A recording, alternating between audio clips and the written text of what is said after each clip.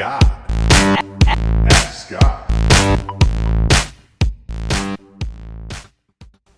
Hey Scott, my name is Josh. I'm a longtime listener of your show. I have not taken action on selling on Amazon, but I do have another business I'm running. I wanted to ask you about selling books on Amazon. I have a real passion for books, and I thought that might be something I'd like to get involved in on Amazon.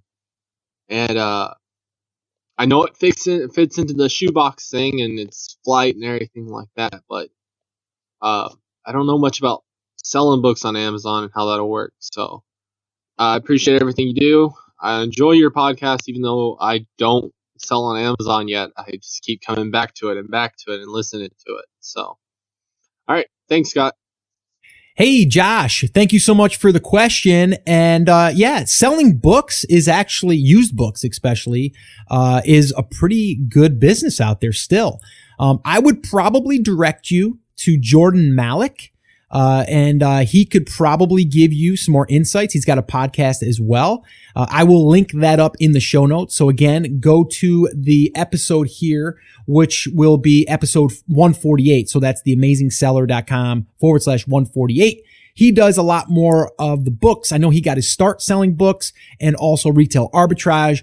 But if they are new books, a little bit different there. I'm not quite sure. Now, I know that you probably could sell these as FBA, like as a book, if it's like, let's say a book that you would write in or something like that. But if you have a book that is for just reading purposes, that might just get listed differently into the book section, not necessarily Kindle, but it's a whole, I believe it is, and maybe someone can correct me if I'm wrong, but I believe it's two different animals there in a sense. But you could probably just list that as FBA. But I would, again, do a little bit more research here, head over to jordanmalik.com. And again, I will give the link to that in the show notes. So head over to get that. And you may have already heard of him, but I would definitely follow his advice on selling used books. I know he's done like school books too.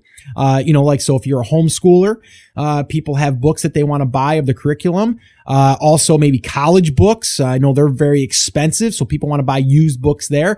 So for people listening, they're like, well, Scott, that's not really private labeling. It's not, but it's a way for you to get started in this without having to do private labeling to begin with, if you just want to get your feet wet and to start making some money right now. Like, you could find a book and list it and make money next week. It's that quick. Now you could do private labeling and you could do all your research, do your, manufacturing, all that stuff, and get listed within maybe 40 to 60 days, depending on your manufacturer. But I think it's a great idea to get started. If it's a passion of yours, I think that's even better. But you also want to do some research and see what kind of books are hot and what aren't. I've seen people too sell games, like popular games, old games that are hard to find. That's another way to make some extra money here in this Amazon game. And I've seen them being sold on eBay just as books are as well. So you can totally, use both of those platforms.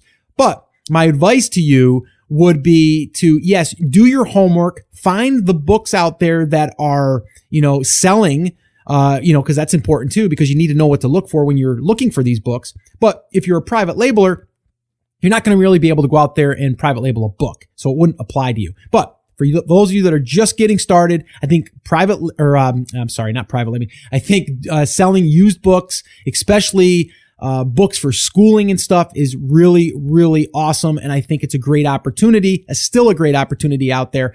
But you do need to make sure that certain things are done. And again, I'm not an expert in that, so I would steer you to Jordan Malik, which I will leave a link in the show notes to get his resources in that. All right. So that's pretty much going to wrap up that. I know it wasn't that helpful, but I think it's a great idea. So hopefully that's helped you to say like, yeah, Scott thinks it's a pretty good idea, so maybe I should look into this. So maybe that is what I've done for you here. So, but I did want to share this because I think so many people, they're paralyzed in the private labeling, space, and they don't know where to start. I would say start somewhere here, right? Because it'll get your feet wet and you can get started almost immediately. If you guys want to submit a question, head over to theamazingseller.com/ask, and you can do that. I want to also, again, remind you guys, if you're brand new and this is your first time to the show, I want to welcome you. I love hanging out with you guys. This is just awesome to be able to virtually connect like this. And that's why I love the Ask Scott sessions. But if you are brand new and you're just getting your feet wet and you don't understand the entire process, the entire business model, I would recommend attending one of my live free workshops. This is where I break it down for you in 5 phases: how to pick a market and a product, how to source it, how to do a pre-launch, how to do a launch, how to promote the product, and everything in between. We go over that on a workshop, and we go through every single thing. We also do live Q&A. So if you want to attend one of them, I would love to invite you to the next one, and you can register for the next one by heading over to theamazingseller.com/workshop, and you can register there for an upcoming workshop.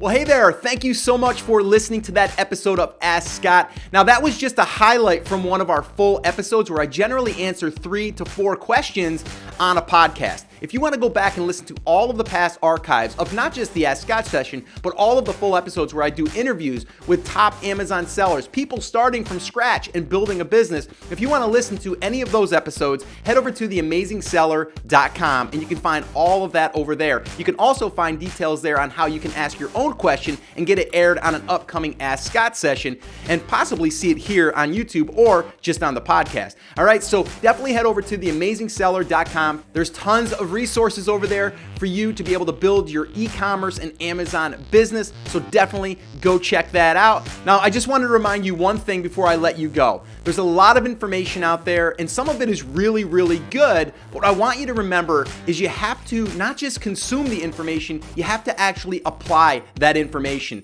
So take this information that you learned here today and apply it to your business. And this way here, you can get results. As my shirt says, I wear it almost daily. Take action. We'll see you guys.